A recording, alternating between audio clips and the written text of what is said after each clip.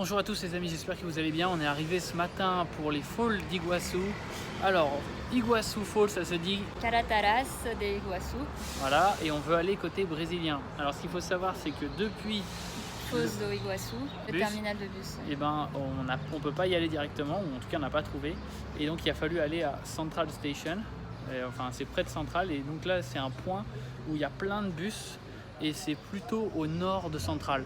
Et il y a plein de petites lignes sur Google qui sont orientées vers l'est et l'ouest. Et donc d'ici, on a trouvé un bus qui est apparemment le 120 et qui nous emmène côté brésilien du Foz d'Iguaçu.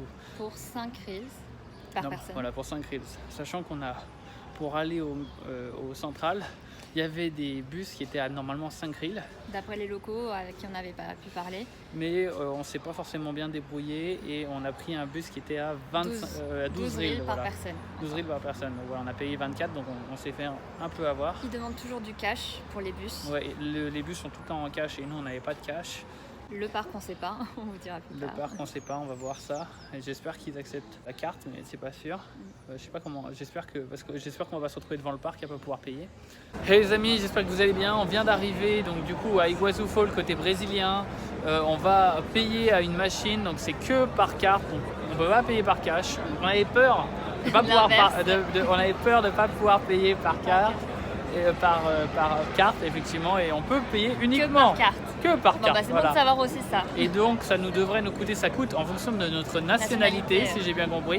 Donc c'est à dire qu'en fonction du pays où tu vas, tu payes tu payes d'où tu viens. Tu vois, ta couleur de peau définit combien tu payes. Ou pas. Voilà. Et donc ça devrait coûter 120 reais si j'ai bien compris. Et donc il m'a dit à peu près une vingtaine d'euros. Voilà, par personne. Moi j'ai vu que pour les Brésiliens c'était 88 reais, j'ai l'impression. Bon voilà. Donc si vous êtes brésilien, profitez-en. Voilà. Ok les amis, donc ça y est, on a pu payer nos tickets. Ça nous a coûté donc 104 reais par personne.